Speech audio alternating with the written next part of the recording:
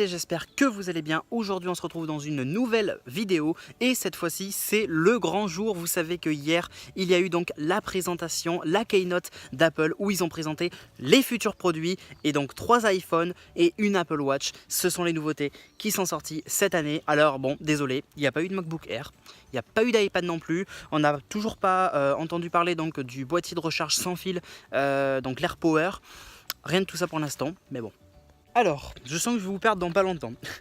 Je vais vous expliquer, je pense que Apple ont perdu pas mal de gens à ce moment-là afin de s'y retrouver dans les noms des iPhones. Nous avons 3 iPhones.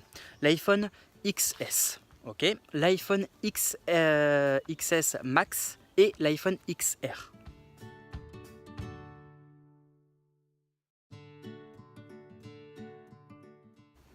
Un, 2, 3, bien. Alors du coup, c'est quoi tous ces iPhones? Nous avons donc l'iPhone XS qui est un petit peu au final la suite de l'iPhone X. Rappelez-vous l'iPhone 7. Non, il n'y a pas eu en fait l'iPhone 7S. Non, il n'y a pas eu. Mauvais exemple. L'iPhone 6, pardon, voilà. L'iPhone 6, l'iPhone 6S. Vous voyez ce que je veux dire? En gros, c'est un petit peu ça. Donc l'iPhone X de l'année dernière, qui est donc l'iPhone 10, donc des 10 ans. Et en gros, là, l'iPhone 10S. Le X. Voilà, pour vous expliquer en bref, pour ceux qui seraient perdus, nous avons l'iPhone XS Max également, l'iPhone XS Max, je suis en train de me perdre moi-même, hein. C'est en gros, il est plus grand, donc en gros c'est comme un 6 Plus, un 7 Plus, un 8 Plus, ils ont changé le plus par le Max maintenant, voilà, donc on appelle ça un iPhone Max.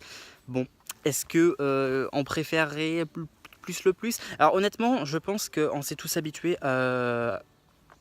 au surnom du plus, et donc maintenant on va être un petit peu perdu, c'est un peu encore choquant et tout qu'un iPhone maintenant s'appelle donc une catégorie max, mais je pense qu'on va s'y habituer très vite au final. Et ensuite nous avons eu l'XR, l'iPhone XR. C'est un petit peu quoi? C'est un peu l'iPhone qui fait penser à l'iPhone 5C de l'époque. Il y a plusieurs coloris, vous avez plein de coloris, ça fait grave penser donc à l'iPhone 5C. Et ensuite voilà, donc en gros ce sont pour certains produits, mais je vais en venir après, ce sont uniquement des améliorations, mais des petites améliorations de l'iPhone X de l'année dernière, sinon pas non plus d'immenses surprises. En fait, on n'a pas une nouvelle rupture technologique, à part que Apple a décidé pour certains composants ou certaines fonctionnalités d'intégrer des nouvelles fonctionnalités, etc. et de nouveaux composants, mais ils n'ont rien inventé, ça existait déjà ailleurs. Genre, je vous parlais vite fait, le flou maintenant il est bien meilleur, ils ont augmenté le flou, ils nous ont sorti un nouveau nom assez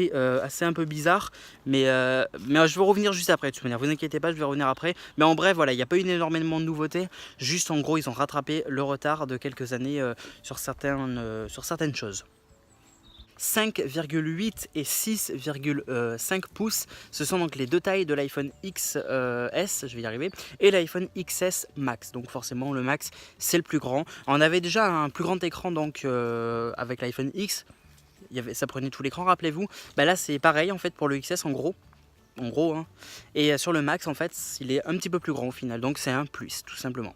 L'iPhone XS et l'iPhone XS Max sont des améliorations, des nettes améliorations de l'iPhone X de l'année dernière. L'iPhone XR, en gros, pour vous donner une petite idée, c'est un petit peu le low cost entre guillemets, c'est un peu l'iPhone 5C d'aujourd'hui en gros.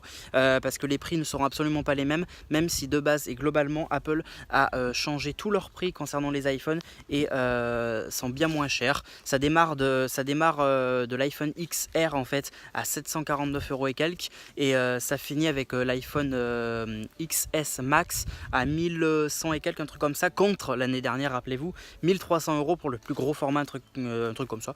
Donc voilà, on est sur une nette amélioration. Ces 3 iPhones posséderont donc la puce A12 Bionic. Donc niveau processeur, Apple ils ont été sympas, ils ont même mis ça sur l'iPhone XR, donc c'est plutôt cool. 999 $, c'est l'iPhone XS normal. 1099 $, donc c'est l'iPhone XS Max. Et ensuite, donc 749 $, c'est l'iPhone donc XR tout simplement. Alors sur les deux iPhone XS et XS Max, nous retrouverons donc comme j'ai dit l'A12 Bionic, nous retrouverons donc Face ID, toujours pareil, sur tous les appareils ça sera du Face ID maintenant, donc Face ID un peu plus performant, plus amélioré, le 3D Touch plus performant, plus amélioré, grâce à la puce A12 Bionic, pour les jeux ça va être encore plus puissant, plus amélioré, on est toujours en fait pareil là-dessus, et donc avec des écrans OLED. Ils disposeront donc d'un CPU à 6 et d'un GPU à 8 cœurs, donc ce qui va le rendre encore plus performant. Apple nous promet donc 50% plus puissant en fait que les autres modèles. Bon, on verra bien, et c'est surtout en fait grâce donc aux 8 cœurs que là, niveau performance, rapidité et etc., on est vraiment bien plus amélioré que les années précédentes. 30 minutes de plus en batterie par jour, ça c'est pour l'iPhone XS, et 1h30 de plus par jour en batterie niveau autonomie, ça c'est pour l'iPhone XS Max. Bon, c'est ce que Apple nous promet aussi. Bien évidemment, on attendra d'avoir ces fameux iPhones pour faire les tests, etc. On n'y est pas encore pour l'instant parce que Apple, ce sont aussi de belles paroles. Il y a la vérité des fois. Et encore une fois, c'est à voir, c'est à tester. Parce que, excusez-moi, mais entre nous, 1h30 de plus de batterie en autonomie pour l'iPhone XS Max, c'est quand même beaucoup. Ils seront tous les deux vendus donc sous différents stockages. Il y aura donc pour les deux, iPhone XS et XS Max, il y a du 64 Go, du 256 Go.